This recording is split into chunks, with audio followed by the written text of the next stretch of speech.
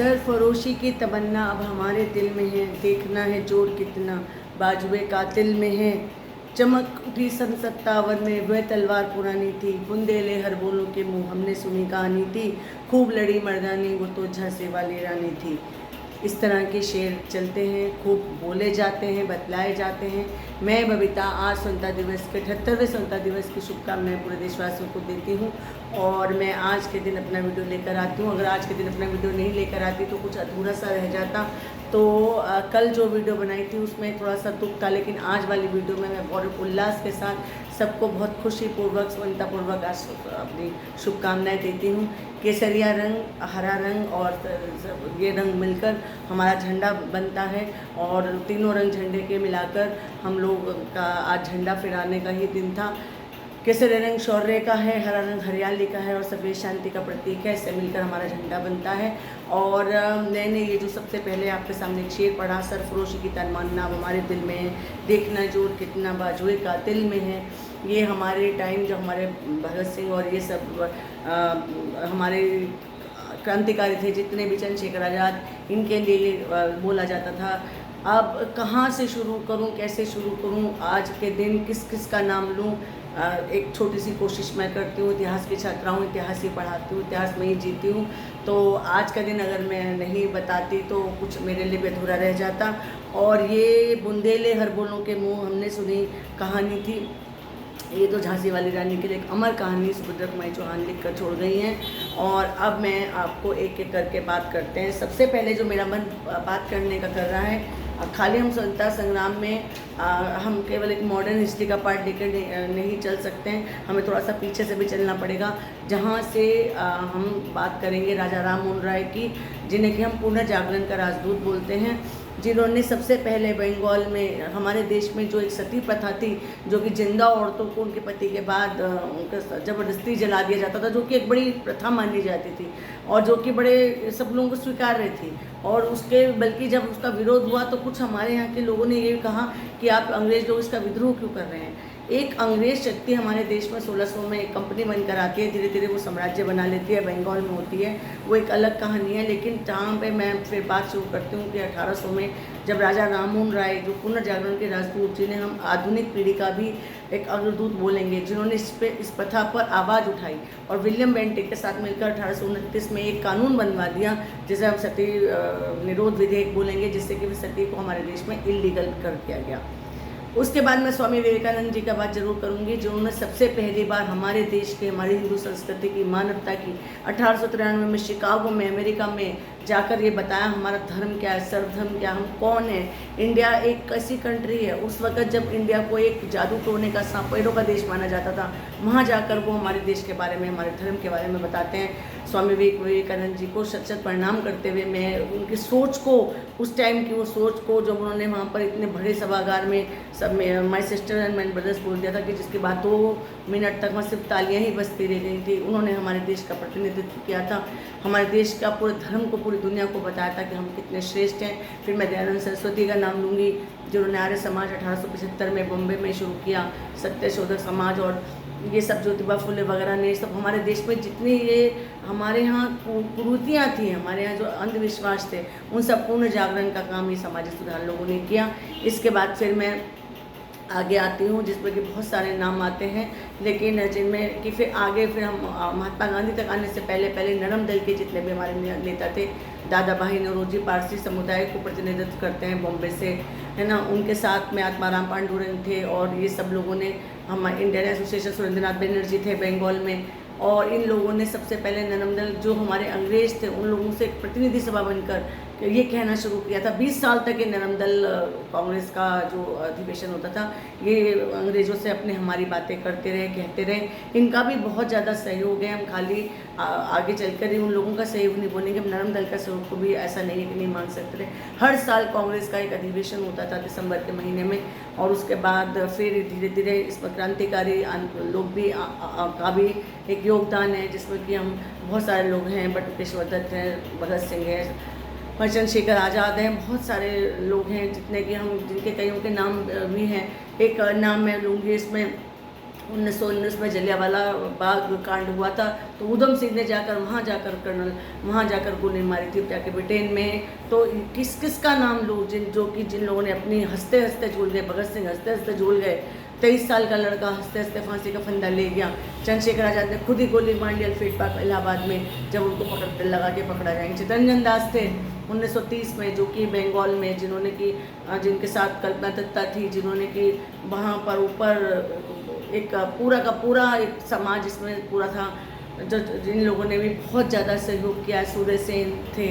और उसके बाद हम बंगाल से निकल के जब इसमें आते हैं 1857 को कैसे भूल सकते हैं, जिसमें कि झांसी की रानी अकेली मर्दानी हीरोज़ ने तो टोपी उतार दी थी कि पूरे मर्दों में एक मर्द है तो वो झांसी की रानी है। तात्या टोपे झांसी की रानी हुई। वीर सावरकर थे जिन्होंने जेल की हवा खाई थी।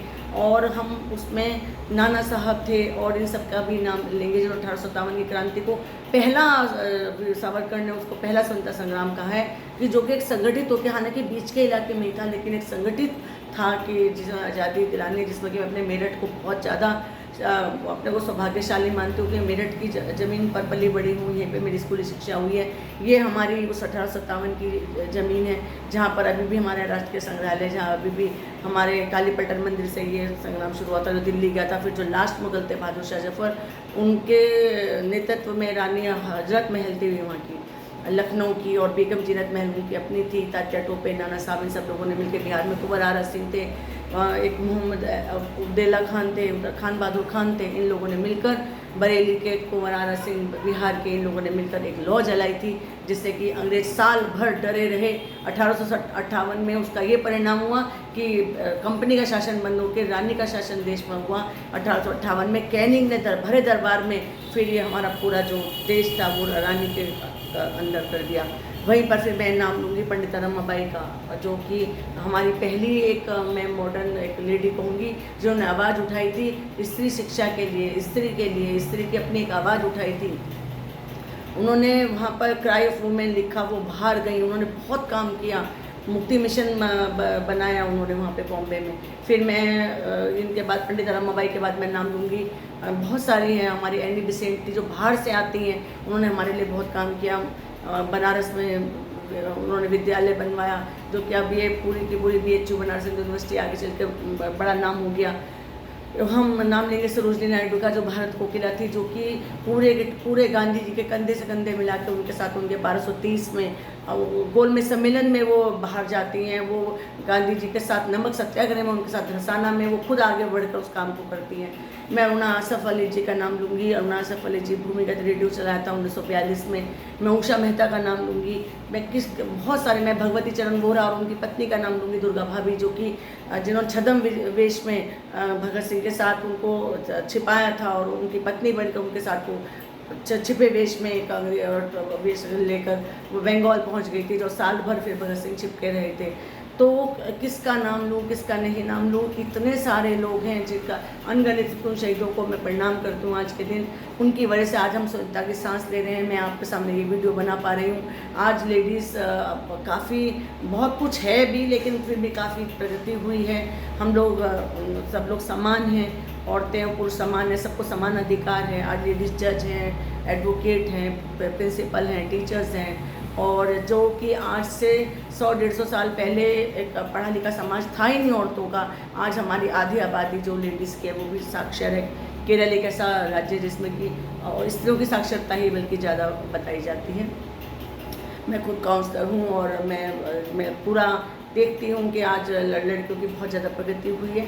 थोड़ा सा समाज में अभी भी बहुत कुछ होना बाकी है, वो तो जब तक हम समाज रहेगा तब तक हम ये सब कार्य करते रहेंगे। लेकिन ये जो आज़ादी जिसमें हम सांस ले रहे हैं, ये सब इन्हीं लोगों का, जिन लोगों के मैंने आपके नाम लिए हैं, इन लोगों के फलस्वरूप है। जवाहरलाल नेहरू जी को कैसे भूल सकते हैं, जो कि पश्चिम से पढ़कर आए थे, जिन्होंने बाद में गांधी जी के साथ रहकर पूरा उन्होंने अपने आप को बदल लिया। हमारे प्रथम प्रधानमंत्री रहे।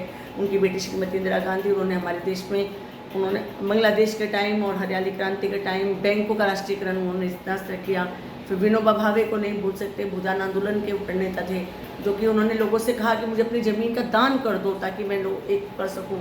वल्लभ भाई पटेल जी को नहीं भूल सकते, जो आज हमारा पूरा देश एक है, जो पूरे राज्यों में एक राज्य भारत संघ है, जो कितने सारे 28-29 राज्यों का एक संघ है, उसको उस टाइम उन्होंने अपने बल से, छल से, दिमाग से सबको साइन कराए थे, जो कि लास्ट में जोधपुर के थे या कश्मीर के राजा हरि सिंह थे, या जो भी थे, जो हैदराबाद में तो पुलिस बल मिलिट्री का बल यूज़ हुआ था।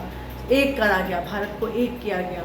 तो किसका, तिलक जी, स्वराज्य मेरा जन्मसिद्ध अधिकार है। एक उत्सव मराठा एक इंग्लिश में पेपर निकालते हैं, केसरी एक हिंदी में पेपर निकालते हैं, मराठी में पेपर निकालते हैं, वहाँ पर शिवाजी उत्सव मनाते हैं, गणेश उत्सव मनाते हैं, राष्ट्रीय एकता का एक माहौल बना देते हैं। वो कहते हैं स्वराज्य तो मेरा जन्मसिद्ध अधिकार है, मैं लेके रहूँगा। धर्मपत्नी माना जाता था तिलक को। और उसके बाद एनी बेसेंट ने जब होम रूल आंदोलन हमारे देश में चलाया तो तिलक ने उसे वहाँ पर महाराष्ट्र में चलाया। इस तरह से वल्लभ भाई पटेल थे जिन्होंने पूरे देश को एक करा, जिन्हें सरदार की उपाधि भी दी गई थी। रविन्द्रनाथ टैगोर का नाम लूँगी, एकला चलो बोला, उन्होंने जनगण मन के रचयिता वही हैं, पहला नोबेल पुरस्कार उनको मिला है।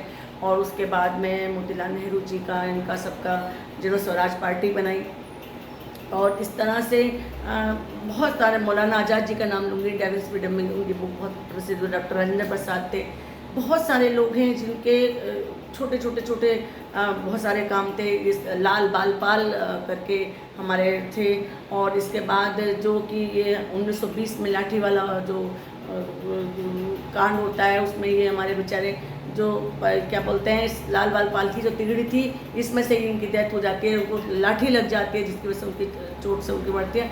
किसका नाम लें, किसका नाम नहीं लें, मैं आज आप लोगों को ये सारे नाम इसलिए बता रही हूँ कि हमें श्रद्धा सुमन अर्पित करनी चाहिए। हमें इस आज़ादी की कीमत को जानना चाहिए, आज़ादी हमें कैसे मिली है। भगत सिंह तो एक 23 साल का लड़का था, सुना था कि उनकी शादी भी होने वाली थी, लेकिन बाद में उन्होंने ये कहा कि मेरी शादी तो भारत की भूमि से मैंने अपने कर्म से कर ली है। तो हम जब ये देखते हैं कि आज की तारीख का जो युवा है, इसको हमें जगाने की ज़रूरत है कि हम कहाँ से, सुभाष चंद्र बोस जो कि उस वक़्त एक कितने आर्मी बना दी उन्होंने, इंडियन आर्मी बना दी, और वो जाके रंगून में, सिंगापुर में जाके जापान में जाके कहाँ मिलकर लोगों के साथ मिलकर आर्मी बनाते हैं। उस आर्मी को लेके वो फिर यहाँ आते हैं और महात्मा गांधी जी को राष्ट्रपिता का नाम देते हैं, और उनका बलिदान गया, जो भी उनके साथ हवाई दुर्घटना में उनकी डेथ हुई। तो मुझे खून दो, मैं तुम्हें आज़ादी दूंगा। उन्होंने झांसी रेजिमेंट बना दी, पूरी एक फ़ौज बना दी थी। बाद में लाल किले में उनके 3 लोगों के साथ मुकदमा चला, लेकिन उनको सबको, तीनों को छोड़ दिया गया। तो मैं इस तरह से उन सबको श्रद्धा सुमन अर्पित करती हूँ। और मैं आज आप लोगों को ये बताना चाहती हूँ कि हम इस 78वें स्वतंत्रता दिवस को, जो कि 15 अगस्त को 1947 को जवाहरलाल नेहरू जी ने रात के टाइम जब ये झंडा फहराया था, तो कहा था कि आधी दुनिया सो रही है और हम लोग झंडा फहरा रहे हैं। उस क्षण को महसूस करते हुए आप सब लोगों को बधाई देती हूँ। नमस्कार, धन्यवाद।